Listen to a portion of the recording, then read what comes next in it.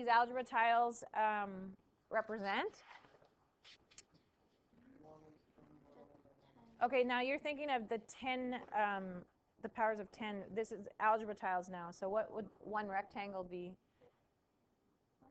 What does a rectangle represent in algebra tiles? Ooh, I know you guys use algebra tiles. Do you know what I'm talking about? Yes, it's an X. These are.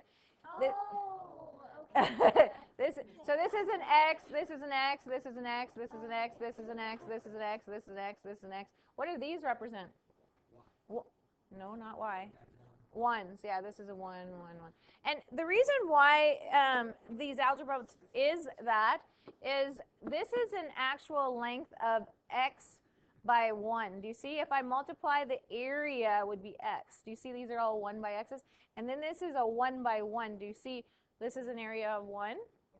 And then if we have the big square, this is an X by X, so this is an X squared. So that's how we got those algebra tiles, remember? Okay.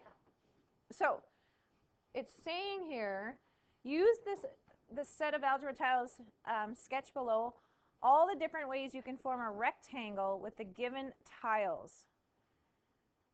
Okay, so beside each of your sketches, write the multiplication sentence that represents that. So we have to make this into a rectangle. It's not a rectangle right now. So how can I make this into a rectangle? And maybe we should actually use some algebra tiles. Here's a quick one that Bobby and I got was rectangles like this.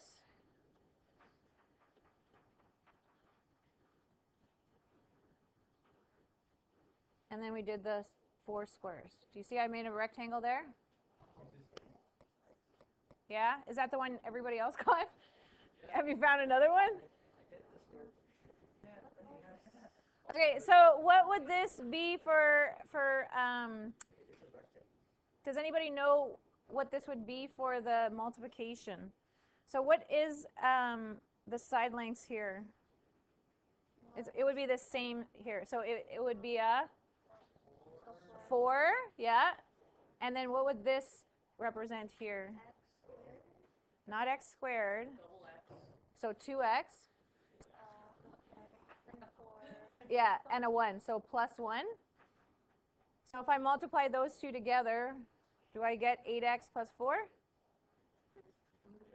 4 times 2x plus 1, do I get 8x plus 4? Do you remember doing that in grade 9? Okay, can you come up with another one? Thinking outside the box, it was this. Yes? Like this. It's super long. I'm actually going to run out of room here. So, and then we went little squares like this. Yes? Was that what you had? Yes. Okay. So what does this represent then? What's the length on this side? Or you could look at this side. 2. Okay. And then what's the length there? 4x plus 2. So my multiplication would be 2 times 4x plus 2. Do we get 8x plus 4 again? Look at that. I don't know. Can you find another one? You do. So the next thing would be, I'm going to have to draw this smaller just to make it 1. So you're going to have 8 going this way, hey? That's 6, 7, 8. And then we have the little squares. 1, 2, 3, 4. Yes? Okay, so what is my multiplication to make this area? It's a 1 by? X plus 4. So then I get 1 times 8x plus 4. Guess what we get? 8x plus 4. There we go. Okay, so when we write a polynomial as a product of factors,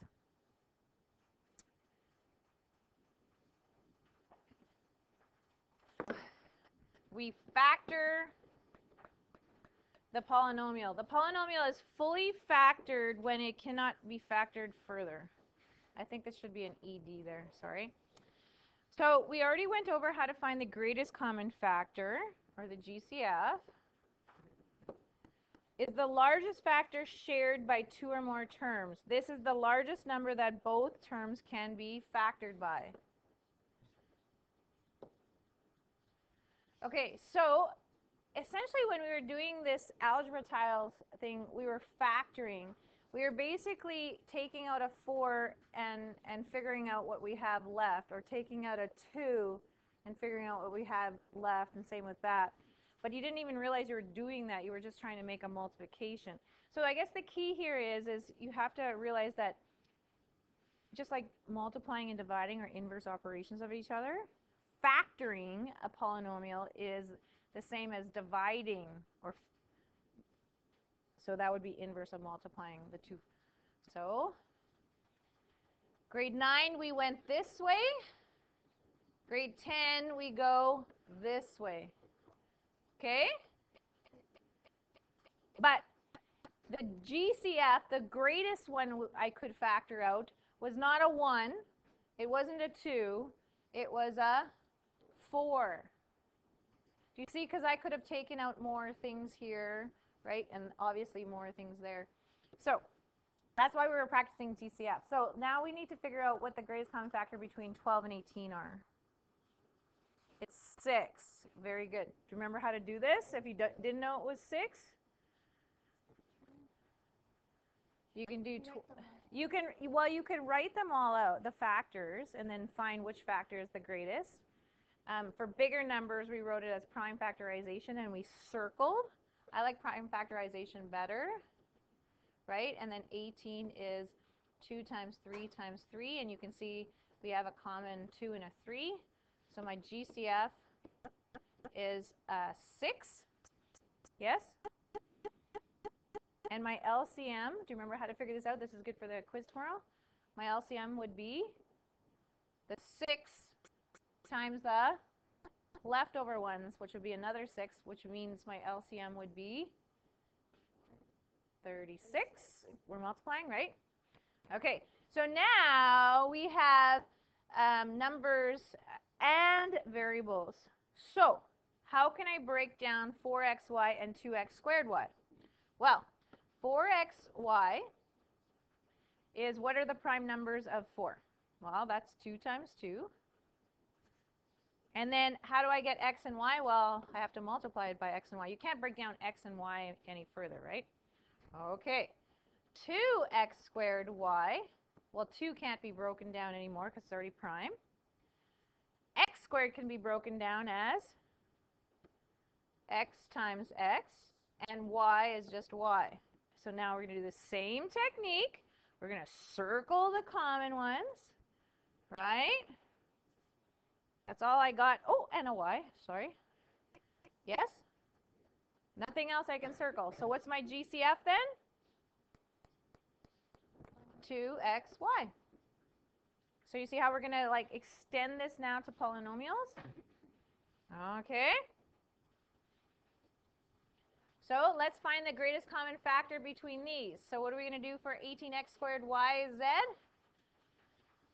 So 18x squared yz. So that's going to be, what is it going to be? Well, I'm going to break it down as 2 times 3 times 3, right? That's 18. And then, yeah, x squared would be x times x, and then y times z. So 27 x squared y squared z is going to be, what is it going to be? 3 times 3 times 3 times x times x times y times z, yes?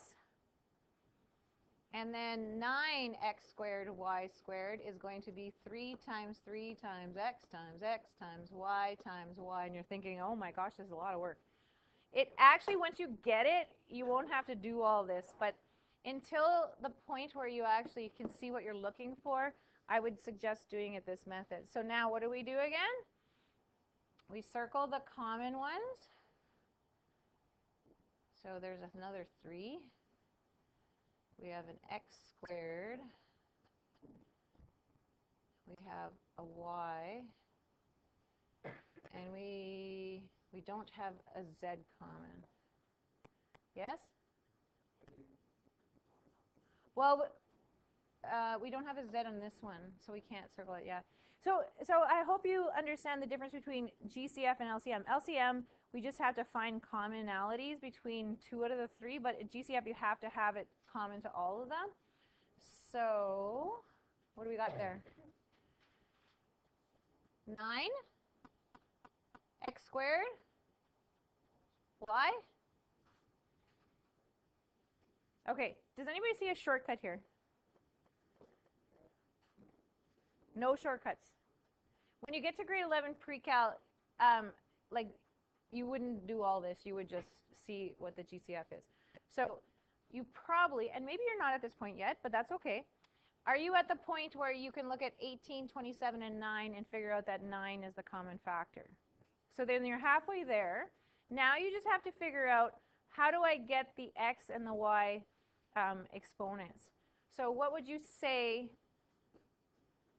that would be the case here? How do I figure out this is x squared y? Well, first off, is there an x that's common to all 3? Okay, so then my next question would be, is there an x squared common to all 3? Is there an x cubed common to all 3? No, so you know that that's how I got the x squared. So now let's ask about the y. Is there a y that's common to all 3? There's a y common to all 3, right? Yes? Is there a y squared common to all 3? No, it's only common to 2. So y is the most that you could get out of it. That's how I'm getting this one. What about z? Is there a z common to all 3? No, so you can't even have that as a common factor. So in order for it to be a common factor, it has to be taken out of all the terms, okay? So don't worry, we'll get a little bit better at that. Okay, so common factoring. Factoring is the inverse process of multiplying. I was just kind of going over that before. The better you are at multiplying, the better you'll be at factoring. So 4 times 7, 28. And 28 is 4 times 7. You see, I'm going backwards or forwards. So if I multiply this times these two, I get 5x squared minus 10xy. So now the factoring is I got to figure out what is common to both of these and take it out. So our answer is obviously right there, but let's look at it. So what would the common factor be between 5 and 10? 5. So I write a 5 there. What would be a common factor between x squared and x? Only an x, right? Both of them have to have it for you to take it out. So that's why it's not an x squared, because this one didn't have an x squared to take out. Y. Well, there's a y there, but there's not a y there, so I can't take it out. So this is my GCF. So now I'm going to say, what do I have to multiply 5x by to get 5x squared minus 10xy? So this is where we're actually doing the dividing at this point. So, or you could kind of think of it the other way. 5x times what gives me 5x squared? X. 5x times what gives me minus 10xy? So is it positive 2 or minus 2? Minus 2. And then how would I get, I already have an x there, so how would I get the y? It has to have a y in there. Do you see? Okay, so this is what we're actually doing today, is we're factoring out the GCF and figuring out what goes in there. So here's 2 things to note. When we're doing polynomials, if it's 2 terms, binomial, that means it should be 2 terms inside the brackets. Otherwise, when you multiply it together, you wouldn't get 2 terms, right? Does that make sense to you? Okay, so when factoring, I don't know why I have this there. First, begin by looking for common terms. It could be a number, a variable, or both. You're going to place this common factor in front of the parentheses with the remaining polynomial inside. Once this is done, the same number of terms as the original question should be inside. So, for example, a binomial leaves a binomial. Like, it doesn't become a trinomial or a monomial. That's the biggest thing that people mistake for. All right. So, what would be the common factor between 4x plus 8? What could I take out of both of them? The 4. So I heard a 2, but that wasn't the greatest. Okay, so we're looking for the greatest. Again, if you're having trouble for this, is you could multiply, you could go 4x is 2 times 2 times x, and 8 is 2 times 2 times 2, and you see there's a 4. At some point, you got to let go of this process, right, and just go right in and picture what you're looking for. But that's okay if it's taking you a while. This is just going to take you a lot longer in the long run, but it's all good. So I factor out a 4. That's my common factor, my greatest common factor. So what am I left with? So this is where I say 4 times what gives me the 4x? X. 4 times what gives me the 8? So we have to have a plus between, right? Do you see I have 2 terms, 2 terms. Those should match. And then you can check your answer by just doing the quick multiplication like you did in grade 9. 4 times x is 4x. 4 times 2 is 8. Do you see it? You're going the reverse way. It's a little bit of stretch because now it's new, but then you're doing the grade 9 way to check. Okay, so let's try this one. Who can tell me what the GCF would be between 8xy minus 32y squared? And 8 for sure. Is there any variable? Yeah, there's not an x common to both, but there is a y common to both. So again, if you're having trouble, write it out. You can see visually this is an x times y, this is a y times y, so there's no x. You know what I'm saying? So, okay, so then we're left with 8y times what gives me 8xy? X, okay? And if this is a minus, this will have to be a minus because I took out a plus, right? So 8y times what gives me minus 32y squared? 4y. Okay, so let's check, right? 8y times x gives me the 8xy. 8y times minus 4y. 8 times 4 is the 32, and the y times y gives me the y squared. Do you see how I'm getting this? Okay, next one. What's the GCF there? 7. And an n. Okay. So 7n times what gives me 7n squared? N. Very good. 7n times what gives me minus 49n? Minus 7. Let's check. 7n times n, 7n squared. 7n times minus 7, minus 49n. We catching on? Okay. Do you guys want to try these last 4 yourself and see if you get it right? Okay. Okay, so let's try this one. So what was the common factor for Roman numeral 4? 5. A 5. And what was the common factor with the w's? 5w. Okay. So now 5w times what gives me 15w cubed? Yeah, so some people were having trouble with that. Remember, check. 5 times 3, 15. W times w squared is w cubed, right? So 5w times what gives me 5w? You see, if I close the brackets right now, I'm not going to get 2 terms, right? I have to have a second term here. So, of course, 5w times 1 gives me that. So check, multiply it out, see what you get. So we had a lot of trouble with this one. Yeah. Next one, what's common to both? So I guess this is Roman numeral 5. I don't know why that was wrong. B. B times what gives me B? 1. Then b times what gives me minus b squared r cubed c? Yeah, so let's check. B times 1, b. b times minus br cubed c. Well, the b times b gives me the b squared, and then the only way I can get an r cubed c is by multiplying it by it, right? Okay. How do we do on that one? Okay. What was the GCF here? 4 and a n. Okay. So then what are we left with? Negative 3n squared. 4n plus 8. Now you see this little box here? You see this little box? It says note, when we factor a polynomial that has negative terms, we usually ensure that the first term inside the brackets is positive. So what, and I never told you this before, but from this time on, if you have a leading, do you guys know that this is called a leading coefficient?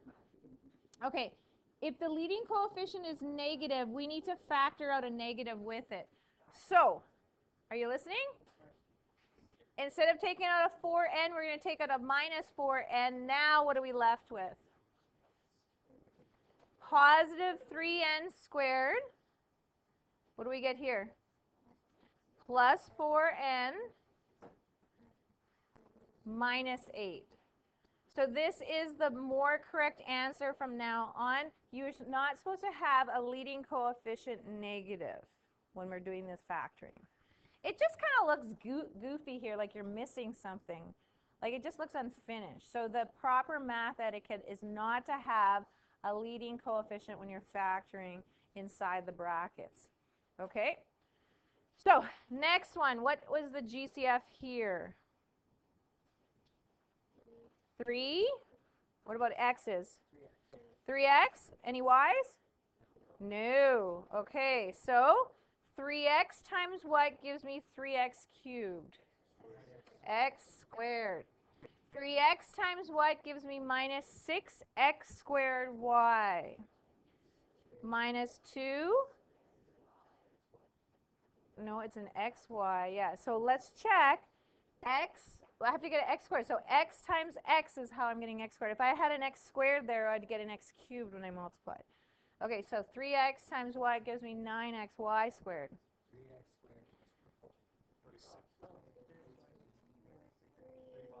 3y squared. Let's check. 3x times 3y squared. 3 times 3 gives me the 9. This x is how I'm getting that x there. We don't need an additional x because otherwise it would be an x to the power something or other, right? And then the y squared. So factoring can always be quickly and easily checked by multiplying the polynomials together to see if the product is the original.